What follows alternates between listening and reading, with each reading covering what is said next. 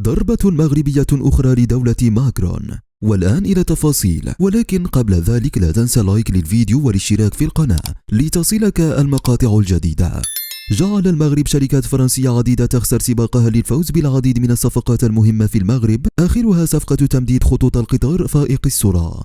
وتذهب كل المؤشرات في اتجاه تأكيد منح المغرب وفق إفادة مصادر إعلامية لإسبانيا صفقة تمديد خطوط التي جي في، ليكون المغرب قد دفع فرنسا إلى خسارة صفقة تفوق قيمتها 75 مليار درهم، وصارت إسبانيا بالنظر إلى علاقاتها الجيدة مع المغرب الأقرب إلى الظفر بهذا المشروع الضخم.